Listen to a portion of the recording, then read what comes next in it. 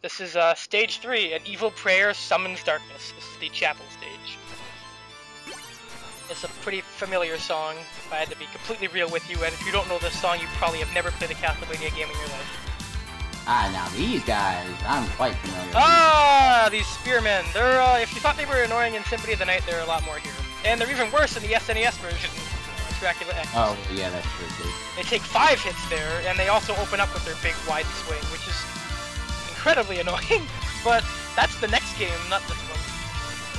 So the bone pillars, as you can see there, took 3 hits instead of just 2. So, proof that their HP went up. Oh no, scaling. So, yeah, they're kind of annoying if you try and space. And then you can have that happen to you too, because I didn't see him prepping his thing, because the health bar and everything got in the way. Hey, it happens. And that guy hit me. Okay, I'll explain that one. Mistake. Okay. I didn't walk into that though. I think their flamethrower attack does do more damage as well. So you don't want to get hit by that. Besides, the game is well aware I was going to make a recording mistake. Because, right in this wall right over here, they give you meat.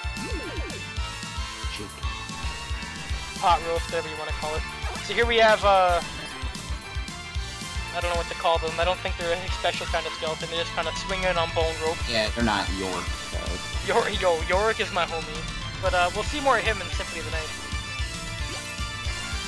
More of him, we'll see him, period. There's a secret I didn't reveal here. When I do the secret route, at the end of the normal route playthrough, I actually do show it off. But I can't believe I forgot about it, even though I didn't pick up the item it gives you. It's kind of useless. It is a secret nonetheless, but I didn't show it off when I first played through. I was kind of focused on beating the level. There's the knife. It does half a whip's worth of damage, which is why it's crappy in this game. Because not only is it kind of a startup leg and ending leg, it does less than the whip. You could argue it's a projectile and it should do less, but like axes do more. Yeah. So there's the Bible sub-weapon. It kind of sucks in this level and in most levels, but there is like one place you can use it, and that's if you're really good. Otherwise, yeah, it's pretty good. So there's a few routes you can go here. Since I'm not doing the secret route, I decided to show off this route. Like, I made an impulse decision. If you jump on these platforms, you flip around, and now they drop you down here, and there's actually an entire level for you to go through over here. Well, not an entire level, but the rest of the level anyways. Going through this route will forbid you from getting the secret route, though, so keep that in mind.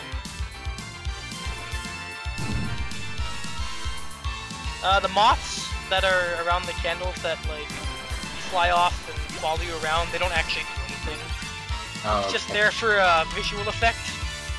Pretty neat, because they're drawn to the next candle, and then you break it, and then they get mad at you. Because they're like, come on, man, why are you doing this?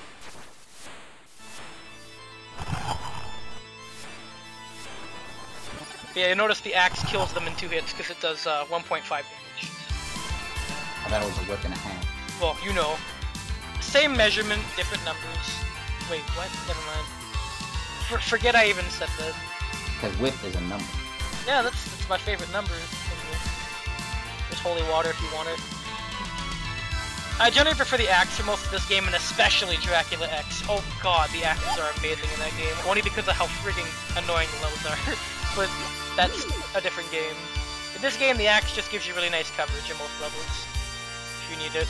And the damage it does is pretty much uncontestable compared to every other sub-weapon. That and a lot of enemies resist the cross in this game because they realized it was really good in the old games, so like, it's kind of like not as good anymore because of the way things resist it. So, chronologically, this game takes place after 4? Oh, 4 is a remake of the first game, so no. Oh, 4 is just a straight up remake? This game, it's actually speculated by the official Castlevania timeline, just based on that Richter might be Justy, however you say his name, Justy Belmont's son from Harmony of Dissonance. Yeah, or, well, not his son, but his grandson from Harmony of Dissonance, the white-haired Belmont. Just, okay. I believe his name is Just. It's not Justy, it's Just. Just Belmont. his son, or well, his grandson, more likely. So this takes place basically after that game in the official timeline. It's a giant meat here. It's the only one in the game, and it heals all of your health regardless of how much you have. As opposed to the usual meat's half a health bar worth of healing. And so after this, Richter becomes Alucard, right? Oh yeah, just like Mirror of Fate. But this is the Minotaur, stage 3 boss. Easy in this game. I don't know. I think he needs to be teamed up with a little buddy. Yeah, it's funny. Richter does take the stage 2 and stage 3 bosses from this game in Symphony of the Night. It's kind of weird. Can he actually dig a hole for this level if he let him? Those little cracks in the floor, you can actually fall down them. They don't like dig a hole all the way at the bottom, but like they are uneven terrain. You want to back over him for that. Like if he takes up 2 of them next to each other, you'll be able to fall in. Okay. This desperation attack is kind of hard to dodge, so I decided to do a neat trick. Doesn't really matter since my hearts aren't going to carry over anyways, so I figured I'd do that to show off. Normally you want to kill him when you're on the right side, so you can jump up the statue and jump over him pretty easily when he does the Shoryuken, but if you're on the left side, you're kind of screwed. And you get the 1-up bonus that I'm never going to be able to make use of because of the way recording this worked. So, there you go. I got 4 lives. 5! Damn, not bad. So back to this level here. The secret route of this level is pretty simple in that you just don't fall down. But if you break that thing right there, you get a stopwatch, which I'm not using. Nobody cares about it, ever. I think it's a good weapon if you're bad, but otherwise don't bother with it. It's more useful in Symphony of the Night. It's more useful for beginners, I would say. Like if you're just getting overwhelmed by the things going on in the level, then you want to use a stopwatch.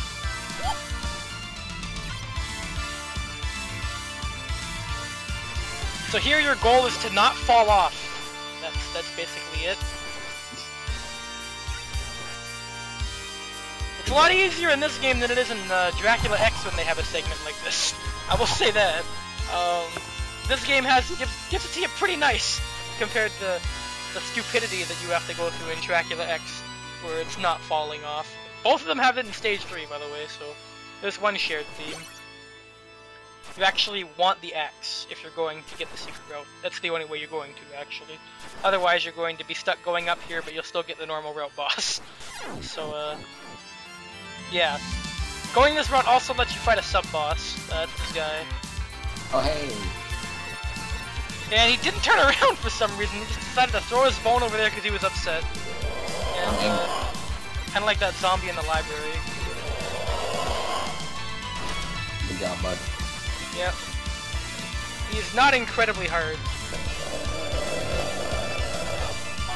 And if you let the bell ring... Now, I've had mixed results with that. Sometimes a flea man can fall out and just hit you.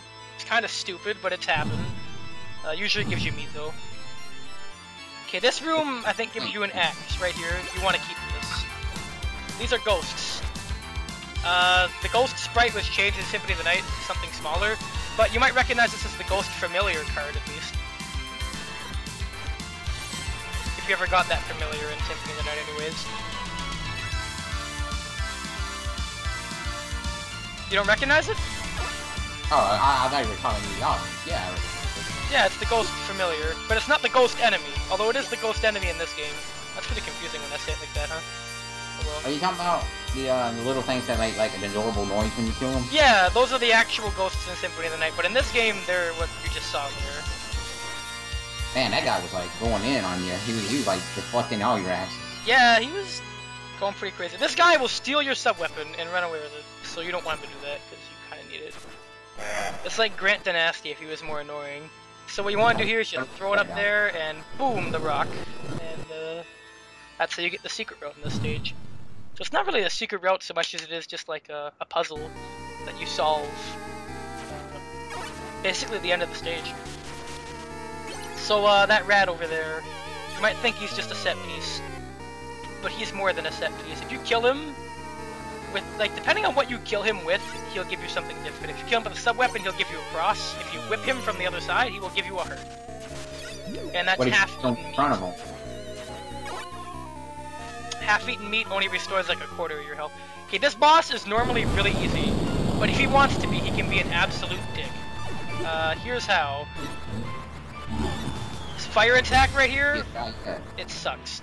It sucks. It sucks really bad if he does it like this and you end up getting hit, because you get stun locked in the corner, and it basically can eat up to half of your health or more.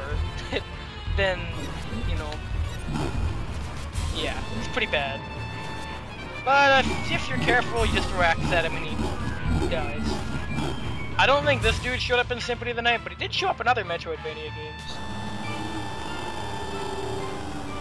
His name is actually Dogether, by the way. Dogether? Yeah, Dogether. I don't know why. Do I look like somebody who would know that? Yes. Good answer. Let me go to the Castlevania wiki.